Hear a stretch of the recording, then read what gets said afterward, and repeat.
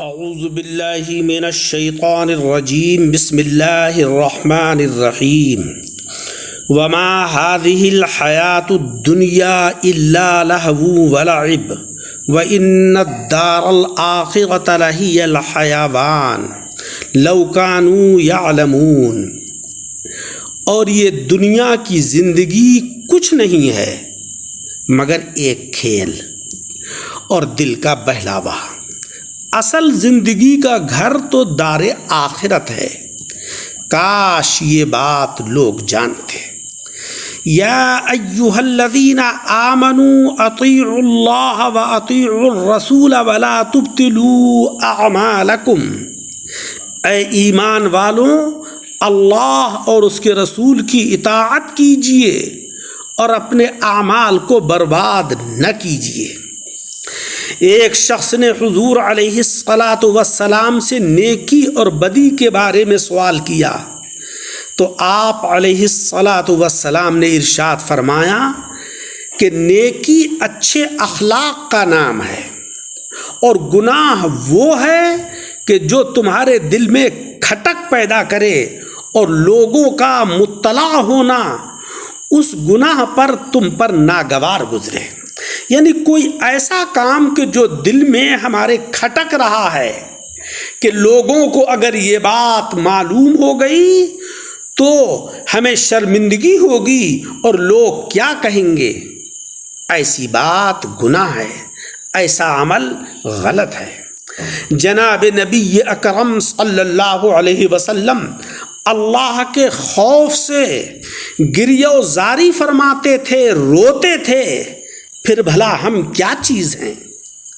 حضرت براء رضی اللہ تعالی عنہ کا بیان ہے کہ ہم جناب رسول مکرم صلی اللہ علیہ وسلم کے ساتھ ایک جنازے میں تھے اور آپ قبر کے ایک کنارے بیٹھ گئے اور رونے لگے، یہاں تک کہ مٹی آپ کے آنسوؤں سے گیلی ہو گئی۔ پھر آپ علیہ الصلاۃ والسلام نے ارشاد فرمایا، میرے بھائیوں، اس جیسی کے لیے تیاری کر لیجئے۔ عزیزوں، آپ اپنی تمام امیدوں کا رخ اللہ کی طرف کو موڑ دیجئے۔ یقین جانیے اللہ رب العزت آپ کو مایوس نہیں لوٹائے گا۔ قرآن عظیم میں ہے وَتَتَّخِذُونَ مَصَانِعَ لَعَلَّكُمْ تَخْلُدُونَ، اور تم محلات یعنی شاندار عمارتیں بناتے ہو، ان کو زیب و زینت دیتے ہو جیسے کہ تم ہمیشہ یہیں رہو گے۔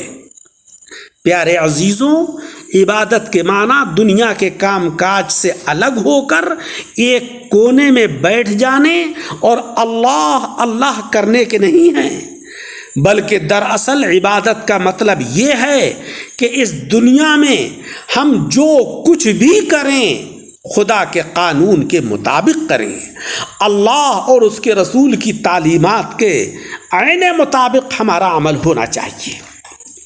کوشش یہ کریں کہ جہاں رہیں وہاں اچھا کردار، اچھا اخلاق اور خوبصورت یادیں چھوڑ جائیں، لوگوں کی خدمت کریں، خواہ وہ لوگ کسی بھی مکتبہ فکر سے تعلق رکھتے ہوں، کسی بھی مذہب سے تعلق رکھتے ہوں، لوگوں کے لیے آسانیاں پیدا کریں۔ اس طریقے سے اسلام کی بڑی اشاعت ہوتی ہے، اسلام بڑی تیزی سے پھیلتا ہے، کیونکہ ہم تو اس دنیا سے چلے جائیں گے مگر ہمارا کردار، ہمارا اخلاق اور خوبصورت یادیں باقی رہ جائیں گی۔ اور ہماری کیفیت تو یہ ہے آج کہ جب ہمیں من جانب اللہ خوشی حاصل ہوتی ہے تو بجائے شکر کے ہم اترانے لگتے ہیں، اور اگر کوئی پریشانی لاحق ہوتی ہے تو بجائے صبر کرنے کے آہو بکا کرنے لگتے ہیں، رونے پیٹنے لگتے ہیں، ایک دوسرے کو کوسنے لگتے ہیں۔ حضرت انس بن مالک رضی اللہ تعالیٰ عنہ فرماتے ہیں کہ جب آقا علیہ السلام کو کوئی کام جو ہے وہ سخت تکلیف اور پریشانی میں ڈال دیتا تو آپ علیہ السلام اس دعا کو پڑھتے تھے، یا حیو یا قیوم برحمتک استغیث، اے زندہ اور قائم رہنے والے، میں تیری رحمت کے ساتھ تیری مدد طلب کرتا ہوں۔ حضور نبی اکرم صلی اللہ علیہ وسلم فرماتے ہیں کہ ہمیشہ سچ بولیے، کیونکہ سچ نیکی کا راستہ بتاتا ہے، اور سچ اور نیکی جنت میں داخل کرنے والے ہیں۔ تم جھوٹ سے بچو، کیونکہ وہ گناہ کا راستہ بتاتا ہے، اور جھوٹ اور گناہ جہنم میں داخل کرنے والے ہیں۔ لیکن ہماری بدقسمتی یہ ہے کہ ہم نے آج اسلامی تعلیمات کو پس پشت ڈال دیا۔ ساری توجہ کا مرکز محض یہ ہے کہ ہم کسی طریقے سے مادیت کے میدان میں سرخرو ہو جائیں، اور یہ ثریا پر فائز ہو جائیں، ہمارا عالی شان مکان ہو، سفر کے لیے عمدہ قسم کی گاڑی ہو، عیش و عشرت کے سارے ساز و سامان ہوں۔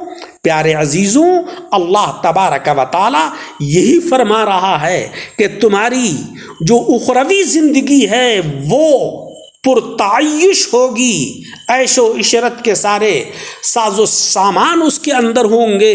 یہ دنیا کی جو زندگی ہے یہ تو محض لہو و لعب ہے، اس میں تو تم آخرت کی تیاری کرو۔ ڈاکٹر اقبال نے فرمایا ہے کہ ساما کی محبت میں مضمر ہے تن آسانی، مقصد ہے اگر منزل غارت گرے ساما ہو۔ اللہ تعالی ہم سب کو ہدایت عطا فرمائے، آمین بجاہ النبی الکریم۔